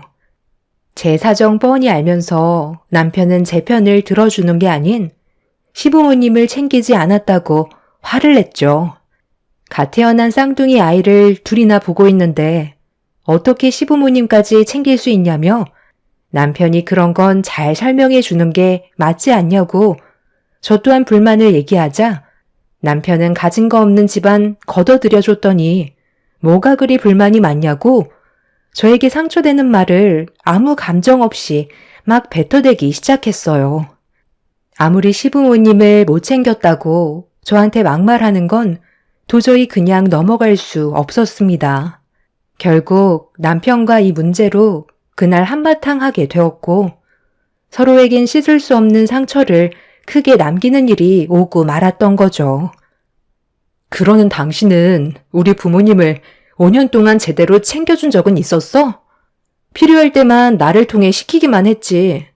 우리 부모님을 항상 무시했잖아. 이럴 거면 나랑 왜 결혼하자고 한 건데?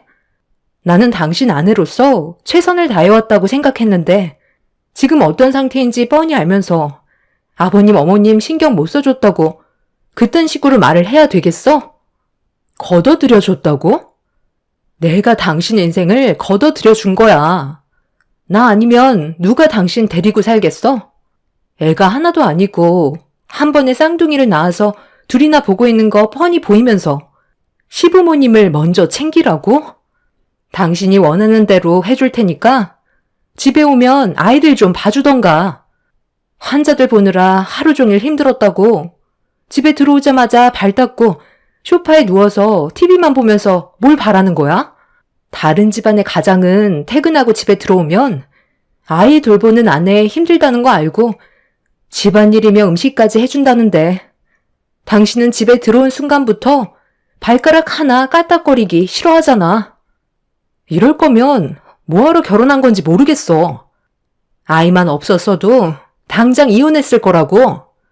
내가 남의 자식 데려온 것도 아니고 당신 자식 키우는 건데 어떻게 된 게 5년 동안 육아는 완전 나 몰라라야.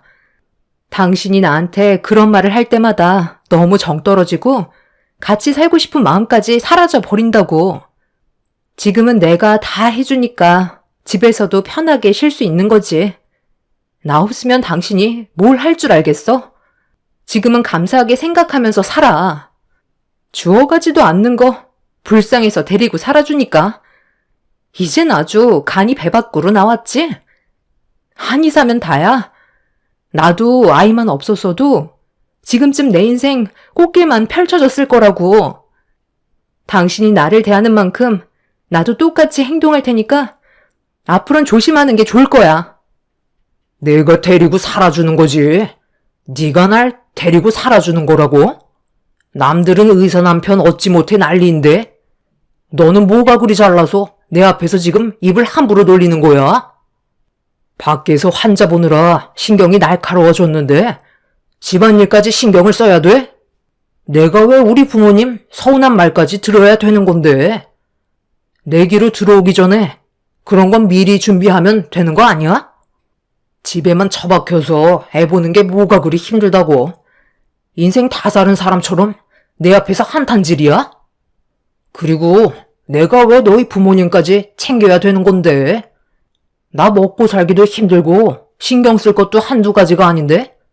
장인 장모님 기분까지 살펴줘야 되는 거야? 한의사 사이 얻었으면 알아서 맞춰줘야 하는 거 아니냐고. 너 말 잘했다.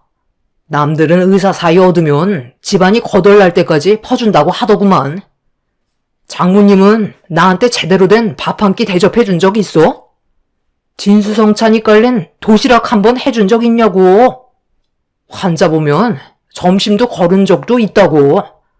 그 정도로 바쁜 상황 속에 내가 모든 걸 다 챙겨야 될 필요는 없는 거잖아? 네가 나한테 서운한 만큼 나도 너희 집안에 서운한 거 엄청나게 많아. 남편과 저는 그동안 서로에게 쌓여있던 불만들이 터져 나오게 되면서 회복되지 못할 정도의 큰 상처를 받고 말았습니다. 그날 이후 저희는 부부가 아닌 의무적으로 어쩔 수 없이 살아가는 사이가 되어버렸던 거죠. 아이들 때문에 힘겹게 하루하루 살아가는 제 인생은 가시밭길 같았고 남편의 막대함은 날이 가면 갈수록 더욱더 심해졌어요.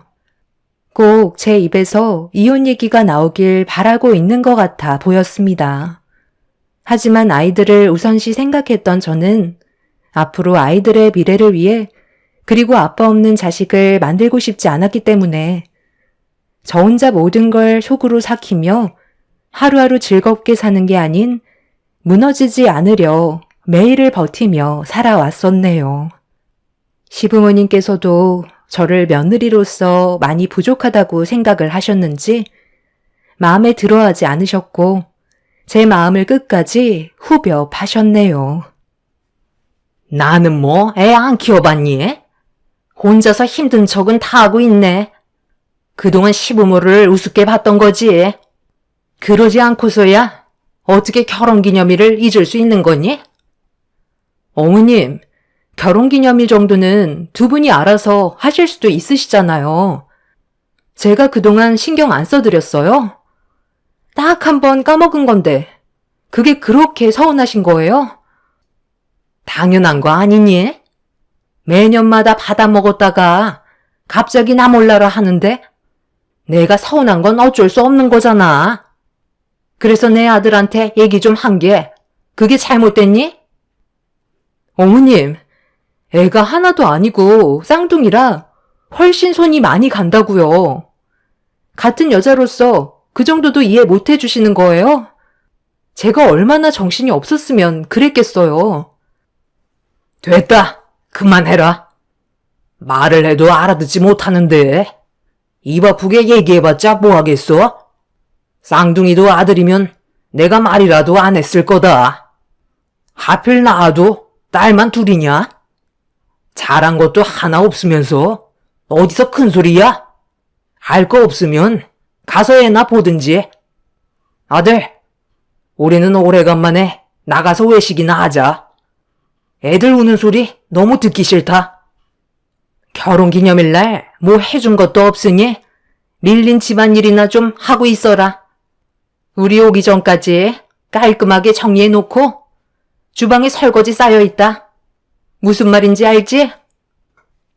남편과 시부모님은 저와 아이들을 놔둔 채 외식을 하러 나갔지만 차라리 그게 훨씬 더 마음이 편했어요. 옆에 있으면 제잘거리기나 하고 온갖 스트레스를 주니 없는 편이 훨씬 좋았죠. 한창 보채던 아이들은 시부모님이 외식을 하러 나간 뒤로 집안이 조용해지면서 심적 안정을 느꼈는지 금세 잠이 들었습니다. 그날 너무 뭔가 마음이 지쳐 있었는지 아이들 옆에서 잠깐 눈 좀 붙인다는 게 저도 모르게 깊은 잠에 빠져버리고 말았네요. 얼마나 잤는지 시모가 시킨 일들이 생각나 급하게 고개를 들어 일어났는데 눈앞에 저를 뚫어지게 바라보던 시모가 한심한 듯 쳐다보며 노려보시더니 한마디 하셨네요. 코까지 골 정도로 엄청 피곤했었나 봐. 밖에서 소란스러운데 듣지도 못했어? 아주 푹 잘 잤지? 지금 시간이 몇 시인지 알고는 있니? 너는 시애미 말을 우습게 생각하는 거야? 그래도 한 소리 들었으면 어느 정도는 눈치껏 행동을 해야 되는 거 아니야? 어떻게 된 게 우리 나간 뒤로 바뀐 게 하나도 없는 거니? 그게 아니라요. 제가 그동안 아이들 보면서 잠을 제대로 자본 적이 없다 보니 아이들 재울 때 잠깐 옆에서 눈 좀 붙인다는 게 저도 모르게 깊게 잠이 들었나 봐요. 일단 애들 자니까 밖에 나가서 얘기하시면 안 될까요? 아이들 깨면 그때부터 너무 힘들어서요. 시모는 일부러 큰 소리로 버럭 화를 내시더니 잘 자고 있던 아이들을 깨우시면서 심술을 부리셨어요. 아이들은 시모의 큰 목소리에 놀랐는지 자지러지게 눈물을 쏟아내고 말았네요. 시모는 울고 있는 아이들을 보면서 저에게 외출하기 전에 시켰던 일들이나 빨리 처리하라며 방문을 열고 나가려 하시길래 아이들이 놀라서 울고 있는 모습을 보고 화가 머리끝까지 올라와 버린 저는 시모에게 얼굴을 붉히며 그동안 쌓여왔던 안 좋은 감정을 터뜨리고 말았네요. 제가 그렇게 부탁을 드렸는데 잘 자고 있는 애들을 깨우셨어야 돼요? 어른이시면 어른답게 행동을 하셔야죠. 정말 너무하시네요. 결혼기념일, 그건 아버님, 어머님이 개인적으로 서로 챙겨드리는 거지 제가 챙겨드리는 게 아니라고요. 서운하신 것도 참 많으시네요. 최대한 참으려 했는데 더 이상은 저도 못 참겠어요. 앞으로는 저에게 기대하지 마세요. 아무리 노력해봤자 한 번 잘못하면 죄인 취급하는 이 집안에 저도 더 이상 발도 붙이고 싶지 않네요. 당신 지금 우리 부모님께 뭐라고 그랬어? 정신 나갔어? 큰소리 칠 입장이 아니면 쥐 죽은 듯이 있다가 가면 될걸. 결국 일을 만들어야 속이 후련해? 아들, 내가 이런 대우받으면서 살아야 되는 거니? 전에는 며느리가 알아서 챙겨주더니 이제는 자기 자식 낳았다고 우리는 거들떠도 안 보길래 잘 좀 챙겨달라고 한마디 한 것뿐인데 이게 며느리한테 욕을 먹을 정도로 내가 잘못한 거니? 나 이렇게는 못 살겠다. 없는 집안 아들니가 하도 좋다고 하길래 어쩔 수 없이 걷어들여 줬더니 시부모 공경은커녕 오히려 머리만 커져서는 대들기나 하고 이 나이 먹고 이런 대우받는 거 나도 싫다. 내가 커지도 아니고 이런 걸 구걸해야 되는 거야? 한의사 아들 바쁘니까 네가 대신 신경 써 달라는 건데 이게 욕먹을 짓인 거야? 나 정말 살고 싶지가 않다. 시모는 남편 앞에서 눈물을 쏟아내며 오열을 하셨어요. 솔직히 남편도 누가 잘못했는지 뻔히 알면서 자기 부모 제대로 신경 안 써줬다고 그걸 마음에 담아두고 저를 함부로 대했던 건 충분히 느끼고 있었습니다. 더는 상대할 가치가 없다고 판단하게 된 저는 쌍둥이 아이들을 유모차에 태운 뒤 시댁에서 나오게 되었네요. 남편은 저와 아이들이 걱정도 안 됐는지 집 밖으로 나오지도 않았어요. 시모는 동네가 떠나갈 정도로 저를 괄시하며 남편과 갈라서라고 큰 소리 치셨습니다. 쌍둥이 아이들을 데리고 홀로 나온 저는 택시기사의 도움을 받아 힘겹게 집으로 돌아올 수 있었지만 앞으로 어떻게 살아가야 할지 너무 막막했던 나머지 그 자리에 주저앉아 한참 동안 아이들을 껴안은 채 오열을 하고 말았습니다. 그날 이후 남편과 저는 남보다도 더 못한 사이가 되어버렸고 시부모와 남편은 온갖 막말을 퍼부으면서 저를 괴롭혔어요. 그래도 이 악물며 참고 버텼던 이유는 아빠 없는 아이로 만들고 싶지 않아 뽑히지 않는 뿌리 깊은 나무처럼 폭풍이 불어닥쳐도 쓰러지지 않았습니다.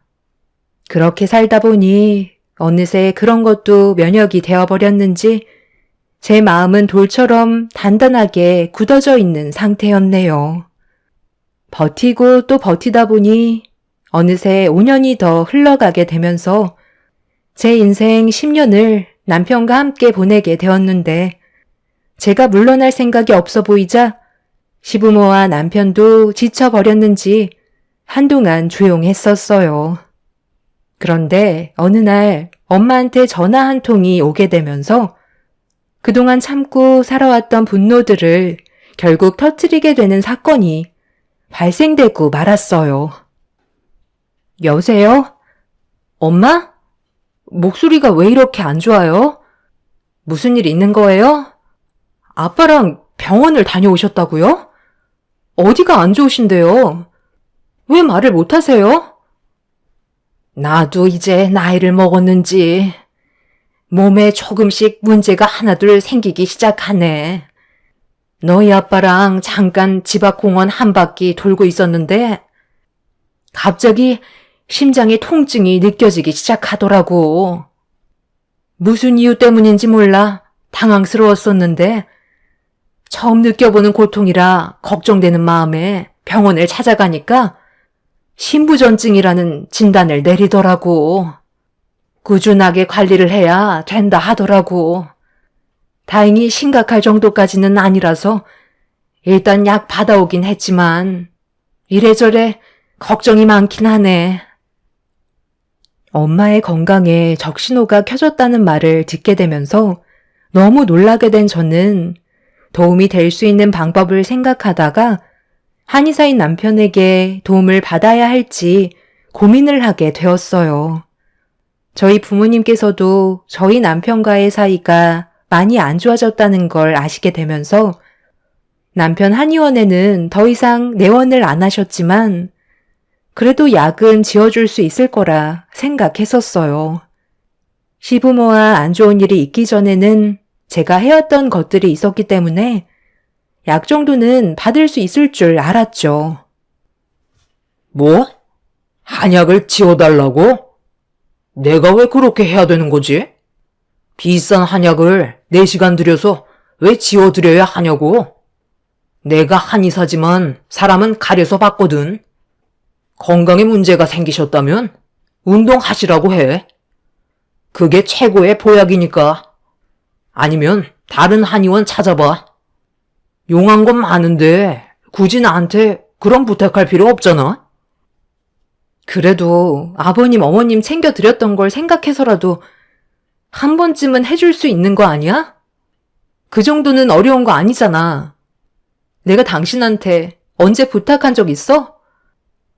그러니까 애초에 잘하면 되잖아. 이제 와서 구차하게 그러지 말고 다른 곳 알아봐. 나는 한약 해줄 마음 조금도 없으니까 우리 관계나 하루빨리 정리하자고. 당신은 정말 쓰레기보다 더 못한 사람이야. 그런 마음으로 환자를 보고 있으니 제대로 된 치료가 되겠어? 더러워서 조도 안 받는다. 그래도 어렵게 부탁한 건데 남편은 조금도 도움을 주려 하지 않았어요. 일부러 한약을 지어달라는 것도 아니고 환자인 엄마의 건강 문제 때문에 부탁한 건데 제 마음을 후벼 팔 정도의 막말로 평생 기억에 남을 상처를 주고 말았네요. 날이 가면 갈수록 남편과 함께 사는 게 한계로 느껴지는 순간이 되자 머릿속에서는 이혼을 하고 싶다는 생각이 떠나질 않았어요. 더 이상의 스트레스를 안 받아도 되고 내 몸 하나 간수하면서 아이들을 돌볼 수 있을 것 같다는 생각이 들게 되자 아빠 없는 아이를 만들고 싶지 않다고 버틴 제 자신이 저부터 살아야겠다는 마음이 더 크게 다가오기 시작하고 있었네요. 하루에도 수백 번 남편과의 관계를 정리하고 싶은 마음이 들었는데 어느 날 출근하는 소리를 듣고 아이들 밥을 챙겨주기 위해 거실로 나오자마자 눈에 띄는 물건 하나를 발견했어요. 작은 상자 위에 메모 하나가 붙어 있었는데 어머님이 드실 공진단이라고 적혀 있었습니다. 너무 놀란 저는 남편한테 전화를 했는데 받지 않길래 이게 뭔가 싶어 한참 동안 바라보고 있었지만 거실 테이블에 놓여져 있던 건 누가 봐도 저희 엄마를 위해 정성껏 만들어준 공진단이었습니다. 결혼 초에 남편한테 어느 정도 배워서 얕은 지식이 있던 저는 공진단이 어디에 좋은지 알고 있었어요. 사양이라는 약재가 들어가는데 사양은 심장의 기능을 강화시켜주며 열을 내려 수승화강을 바로 잡을 뿐 아니라 진경작용이 있어 신경을 안정시켜주고 편안하게 해주는 탁월한 효과가 있기 때문에 엄마한테는 최고의 선물이었죠. 저와 다시 예전처럼 좋은 관계를 유지하고 싶어서 정성껏 준비한 공진단인 것 같아 처음으로 감동을 받았고 그동안 힘들었던 모든 것들이 전부 녹아내렸습니다. 저희 집과 친정이 멀지 않았던 터라 엄마한테 전화해서 아침이나 같이 먹을 겸 잠깐 들려달라고 부탁을 했어요. 그렇게 엄마가 오신 뒤 함께 아침을 먹고 거실 테이블에 올려져 있던 공진단을 보여드렸습니다. 상자 안에 가지런히 금박으로 쌓여져 있는 공진단 하나를 주워들어 엄마 입에 넣어드린 뒤 상자에 적혀있던 메모지를 보여드렸어요. 엄마도 남편이 작성한 메모지를 보고 감동을 받으셨는지 사위가 겉으론 무뚝뚝해도 속으론 걱정하고 있었다면서 눈시울까지 붉어지셨네요. 엄마는 아이들을 생각해서라도 좋게 풀어야 하지 않겠냐며 긍정적인 말들을 많이 해주시길래 저 또한 엄마와 같은 생각을 가지고 있었습니다. 그렇게 한참 동안 엄마와 대화를 주고받으면서 앞으로 어떻게 살아가야 할지 의논을 하고 있는데 현관문 비밀번호 누르는 소리가 들렸어요. 문이 철컥하고 열리면서 들어온 사람은 남편이었고 저와 엄마가 거실에 앉아 대화를 주고받고 있는 모습을 뚫어지게 쳐다보았네요. 당신 지금 뭐 하는 짓이야? 그 상자 열어봤어? 그게 뭔 줄 알고 함부로 상자를 열은 거야? 뭐야? 여기 있던 공진단 하늘 어디 갔길래 없어진 거야? 아유, 고서방이 준비해준 이 한약 하나를 먹었는데 벌써 몸에 변화가 오기 시작한 것 같네. 거르지 않고 매일 하나씩 챙겨 먹고 금방 기운 차리겠네. 뭐라고요? 지금 여기 있던 공진단을 드셨다고요? 제가 얼마나 신경 써서 만든 건데 왜 제 허락 없이 함부로 물건에 손을 대신 거예요? 그리고 왜 허락 없이 제 집에 찾아오셨어요? 당신 이제는 정말 막 나가기로 한 거야? 내 말이 우스워? 당신이 뭔데 내 한약을 함부로 꺼내서 드린 건데? 지금 급하게 들고 나가야 한다고. 남편은 60개 정도 담겨있는 공진단 상자를 주워들더니 엄마가 보는 앞에서 저에게 전부 쏟아버린 뒤 상자로 제 머리를 사정없이 밀쳐댔어요. 그리곤 한다는 말이 개당 4만 원이라며 전부 쓸모없게 됐으니 240만 원을 당장 물어내라고 소리를 질렀네요. 너무 큰 충격을 받은 저는 아무 말 없이 남편이 상자로 제 머리를 계속 치는 걸 전부 허용하고 있자 엄마가 남편을 가로막으면서 심장이 약한 자기 잘못이라며 몸이 아프지만 않았어도 이런 일은 없었을 거라고 남편을 말리면서 눈물을 쏟아 내셨습니다. 엄마는 늙으면 세상 떠나야 한다고 약한 심장을 본인 손으로 팍팍 치셨고 저는 그 모습을 보고 너무 화가 나 받은 만큼 돌려줬네요.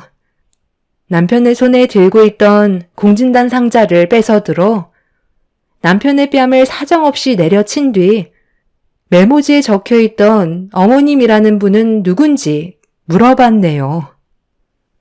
그걸 알아서 뭐하게? 당신이 알 필요는 없는 거잖아? 우리는 법적으로만 부부인 거지. 남들보다 못한 존재인데 내 사생활을 왜 당신한테 알려줘야 하는 건데? 법적으로 부부니까 알 권리가 있는 거야. 너 바람까지 피우냐? 그래서 그 여자의 부모한테 이딴 선물로 점수 따려고 하는 거야? 이젠 아주 대놓고 내 마음에 못을 박는구나. 지금 네가 상황 파악이 안 되나 본데 오늘 이 시간 이후로 당신의 한의사 인생은 나락으로 떨어지게 될 테니 각오해. 심장이 약하신 엄마 앞에서 공진단 상자로 제 머리를 친 남편을 더 이상 용서할 수가 없었어요. 사건이 터지기 하루 전에 남편의 한의원에 잠깐 들린 적이 있었습니다. 저희 집에 누군가 킥을 하나 보내왔는데 보낸 사람의 이름이 적혀 있지 않더라고요. 그런데 그 안에는 여러 장의 사진이 들어 있었고 충격적인 모습들이 담겨 있었습니다. 떨리는 손으로 서류 봉투 안에 들어있던 내용을 전부 거의 다 확인하게 되자 거실에 있던 제 핸드폰에서 전화가 울리더라고요. 떨리는 마음 진정시키기도 전에 전화번호를 확인하자 흠칫 놀라 받을지 말지 한참 동안 고민을 하다가 놀란 가슴 진정시키며 전화를 받게 되었네요. 발신자 번호 표시 제한으로 되어 있어서 심상치 않은 분위기로 흘러가고 있다는 걸 알게 되었고 수화기에서 들려오는 목소리는 예상했던 거와 다르게 남자가 아닌 여자의 목소리였어요. 누구냐고 물어보자 얼마 전에 남편이 일하는 한의원에서 일을 그만두게 된 직원이라며 양심의 가책을 너무 느끼게 돼서 그만두게 됐지만 많은 사람들이 계속되는 피해를 입게 되는 것 같아 익명으로 킥을 보내게 됐다며 저와 남편과의 사이가 좋지 않다는 걸 알고 있던 직원은 제가 남편의 잘못된 행동들에 대해 바로 잡았으면 좋겠다는 말을 꺼내었네요. 그 직원은 저를 믿었고 저는 앞으로 어떻게 해야 할지 고민을 하게 되었었죠. 저도 의료 쪽은 전혀 모르기 때문에 단순 부작용인지 아니면 남편이 의도적으로 행동을 저지른 건지에 대해서는 알지 못했기 때문에 좀 더 정확한 정보가 필요했었는데 마침 남편과 몸싸움이 벌어지면서 어깨에 메고 있던 남편의 가방끈이 끊어지게 되었고 그 안에서 알 수 없는 서류들이 쏟아져 나왔는데 그 안에는 제가 받았던 사진과 비슷한 것들이 수십 장이 바닥으로 흩어져 버렸네요. 남편은 떨어진 물건들을 급하게 숨기면서 가방에 집어넣었지만 남편의 행동들이 확실히 잘못되고 있다는 걸 직감하게 되면서 제가 받았던 서류들에 대한 사실들을 털어놓았고 남편은 가지고 있는 것들을 당장 내놓으라고 화를 냈습니다. 흥분한 거 보니 확실히 문제가 있긴 한가 보네. 당신이 가지고 있는 그것들보다 내가 가지고 있는 것들이 훨씬 더 자료가 많거든. 원하는 걸 얻으려면 나도 그만한 대가를 받아야 되겠지? 당장 우리 엄마한테 무릎 꿇고 함부로 한 행동들에 대해 용서를 구해. 손이 발이 되도록 싹싹 빌어야 할 거야. 내가 마음에 들지 않으면 나는 지금 당장 경찰에 전화를 할 거고 당신이 한 잘못된 행동에 대해 처벌을 받게 되겠지. 왜? 남자라서 무릎 꿇고 용서를 구하는 건 자존심이 허락하지 않나 봐. 어차피 우리는 갈 때까지 갔기 때문에 나는 손해볼 것도 없고 당신한테 조금의 미련도 없어. 어쩔 거야? 할 거야 말 거야? 그동안 거지 집안 걷어들여줬더니 이런 식으로 내 뒤통수를 쳐? 마지막으로 경고하는데 네가 가지고 있는 것들 당장 넘겨주지 않으면 오늘 인생 끝날 줄 알아? 남편은 저와 저희 엄마한테 용서를 구하는 대신 제가 가진 물건을 강압적으로 뺏으려 하고 있었어요. 남편은 물리적인 힘을 저에게 행사하면서 인간 이하의 짓을 보여주었고 엄마가 남편한테 그만하라며 말렸지만 이미 이성을 잃어버린 정신 나간 놈은 저희 엄마까지 밀치면서 돌이킬 수 없는 결과를 가져오고 말았네요. 엄마와 제가 남편을 감당할 수 없었기 때문에 경찰의 도움을 받으려고 핸드폰에 손을 뻗었는데 남편은 제 핸드폰을 빼서 창밖으로 던져버리면서 외부와의 연락을 차단해 버렸습니다. 엄마는 남편의 가슴을 밀치면서 분노하셨지만 아랑곳하지 않고 엄마가 가지고 계신 핸드폰까지 빼서 창밖으로 던져버렸네요. 그런데 밖에서 누군가 급하게 문을 두드리는 소리가 들리더니 남편 보고 서둘러 밖으로 나오라면서 다급하게 부르고 있었어요. 그 사람은 다름 아닌 시부모님이었네요. 남편은 가지고 가야 할 게 있다며 잠깐 기다려 달라고 했지만 경찰이 찾아왔다고 서둘러 자리를 피해야 된다는 목소리에 저는 남편의 발목을 붙잡은 채 절대 놓아주지 않았습니다. 그리고 곧 들어올 경찰분들이 제 목소리를 들을 수 있도록 도와달라며 동네가 떠나갈 정도로 목소리를 높였어요. 당황한 남편은 저를 뿌리치려 했지만 악착같이 매달리게 되면서 경찰들이 문을 열어달라고 현관문을 두드리게 되었네요. 엄마가 남편을 피해 현관문을 열어주자 남편은 온 힘을 다해 저를 뿌리친 뒤 창문을 열고 3층 높이의 아파트에서 발을 떼었습니다. 그런데 한순간에 잘못된 선택이 남편에겐 절망을 주고 말았네요. 정상적으로 떨어져도 3층의 높이에선 크게 다칠 수 있는 상황인데 뛰어내릴 때 바지가 창문 틈에 끼이게 되면서 중심을 잃었고 남편은 정상적으로 뛰어내리지 못한 채 허리를 크게 다치고 말았습니다. 3층에서 떨어진 남편을 경찰들과 제가 쳐다보고 있는데 멀리에서 시부모님이 떨어진 남편을 발견했는지 숨어 있다가 급하게 달려 나오셨어요. 그걸 본 경찰들은 시부모님을 붙잡았고 남편은 응급실로 실려가게 되었네요.